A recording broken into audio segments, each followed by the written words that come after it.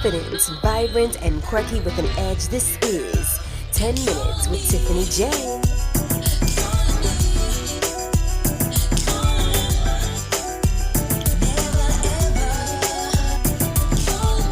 10 Minutes with Tiffany J features the inside scoop as she juggles the world around her, a 9 to 5, along with a handful of gifts and talents that will blow your mind. All things Tiffany J on her website at MissTiffanyJ.com. Now, let's get into the show.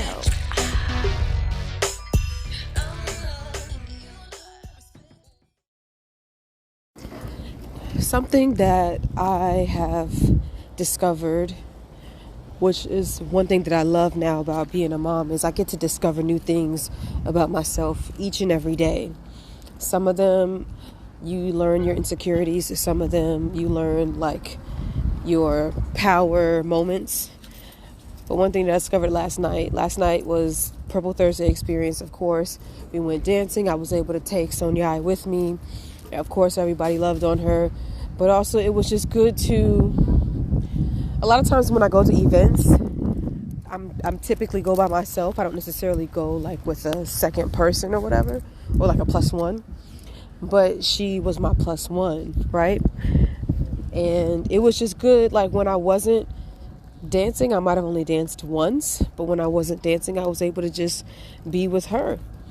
And I didn't necessarily, I'm not saying care. It was good to be in that space, but I didn't have to like stay the entire time to get filled, because now she's already filling me up just by being, so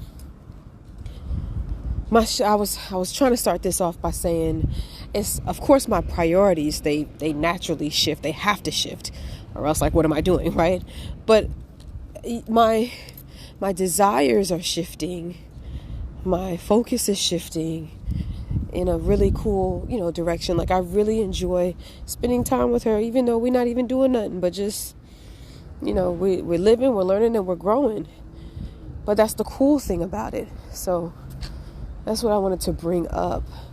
Just the natural lean in to like wanting to be in her space. It does sometimes mentally, the mental part of it, I do get, a little down sometimes with the single momhood, knowing like, okay, I didn't get here by myself, that part. And when I think on it, I can think on it so much to where I get down, but there's so much more to really focus on other than that. A lot of us, depending on how we get here by a variety of circumstances, but that doesn't mean that you're not loved, you're not validated, you're not a person, you're not worthy, or anything like that. So I have to tell myself I can't always focus on the how, but I just need to remember that we are here now. And regardless of the how, I still have so much support and love, even to me, that has overflowed and poured into my child, which is an amazing thing. And there's so much life to live. This world, when you sit back and you really look at it, it's a beautiful thing. Yes, you turn on the 6 o'clock, 11 o'clock, or 10 o'clock news, and you can see just all the turmoil. But when you just, sit still and you stop, it's a really beautiful thing to just live and just be. And that's really what I want to do. Go to work, show my coworkers and the rest of my peers and the customers and the clientele, just spread the love, spread the glory of God and the goodness that there is. And then go home and do the same thing. That's really it.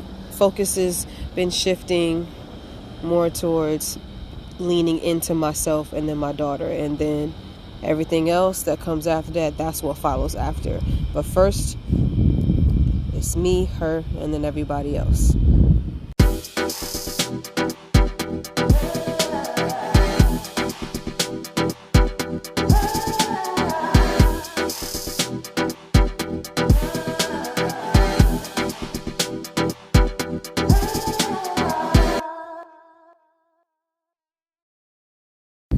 So I just had an awesome lunch at Which near my job. I always walk over, and I love the walk, the weather, the sun hitting your face, the rustling of the leaves in the trees, just this is a nice walk. And a lady, she came by, she was like, is anybody sitting here? It was like a seat that was next to me that wasn't available because they had stuff on it. And then I said, well, you can sit over here with me if you want. And then we sat down, and I found myself, we started discussing, I was like, yeah, I just had a baby, da-da-da-da. She asked what's her name. I said Sonia, and then she knew because she's like of Hispanic descent, so she understood. Didn't have to ask me again. She heard what I said, which most people, when they know, they know. And so it was just great. It reminded me of like being in school, and it's like, hey, can I sit here? Or, can I sit with you type thing? And it was just really good. It just felt good. And she asked me, she was like, oh, do you know the Lord? And I was like, yeah, I do. He's with us and, all that stuff. And so she's like, well, I'll pray for you, et cetera, et cetera. And I just love meeting people, and this is just that great conversation, It wasn't forced.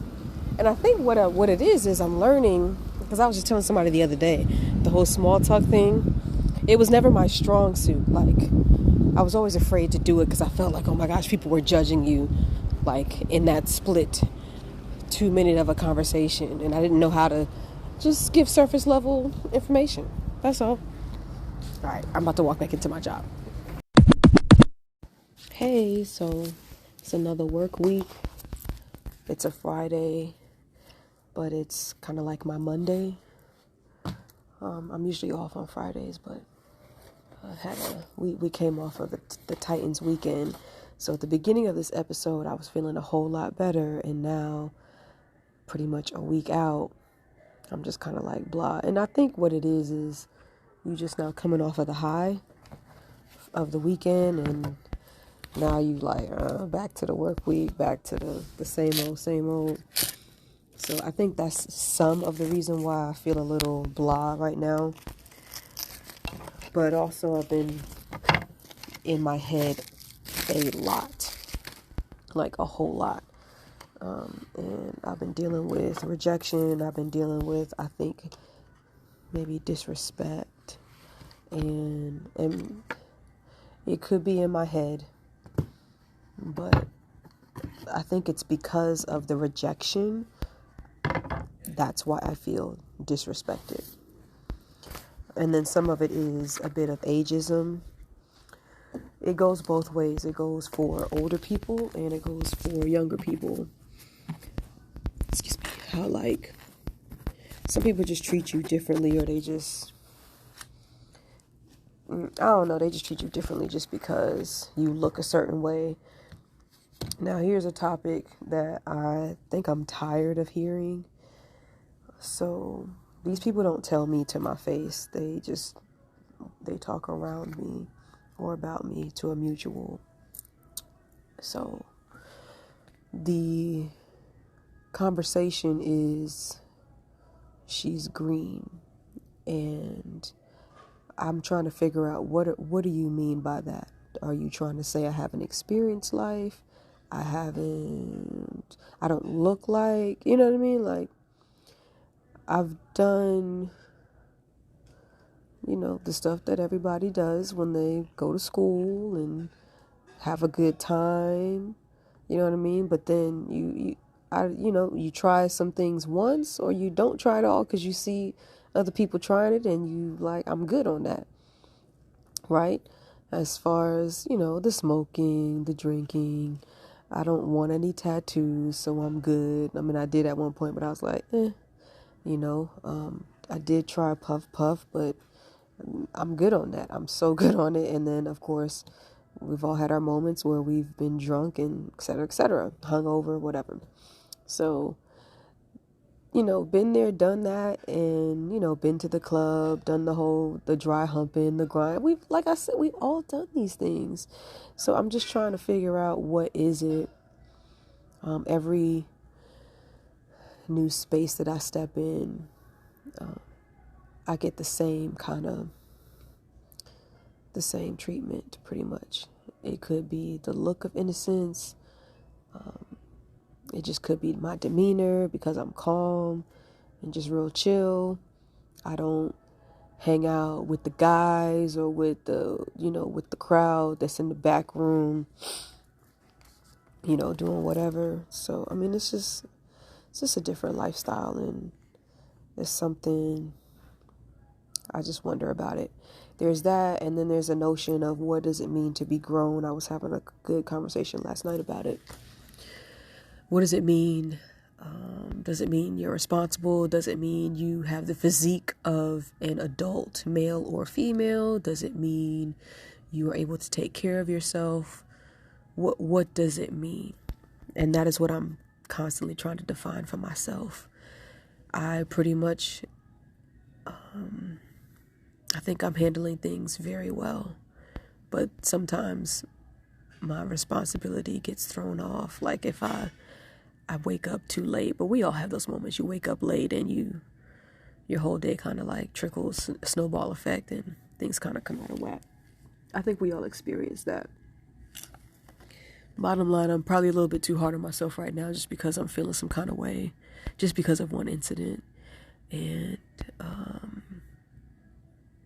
it's tough because when you're younger and you are in charge of older people, meaning like you are like a manager of older people, it gets weird. And I always try to respect like elders because they're the elders. But then I also try to respect because, we're in a professional setting, right? And then I try to respect because how you don't gain respect by being disrespectful or coming out of character or cursing somebody out or telling them off. I don't agree with that. I don't subscribe to that.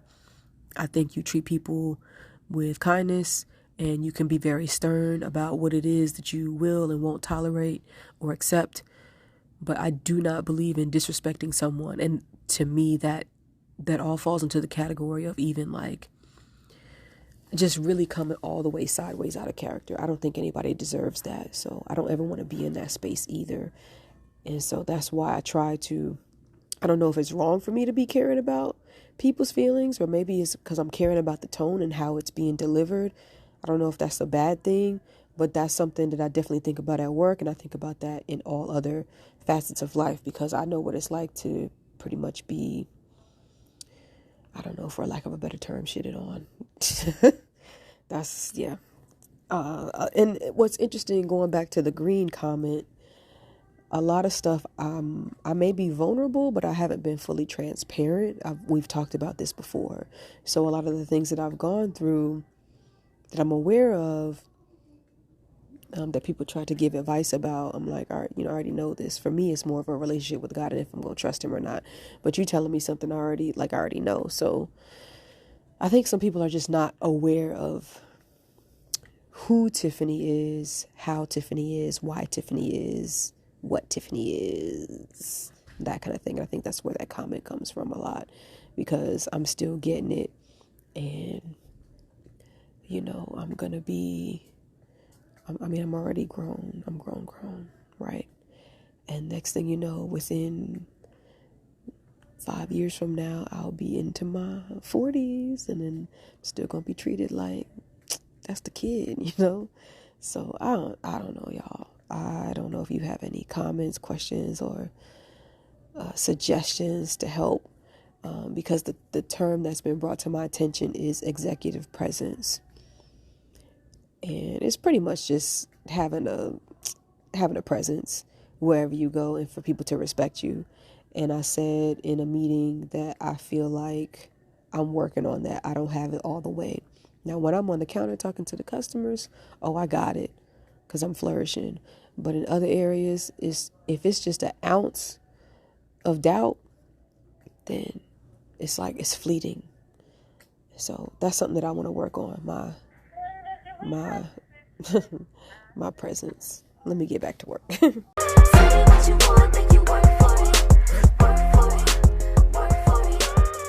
That was another edition of 10 Minutes with Tiffany J. I hope you all enjoyed yourselves. I know I did.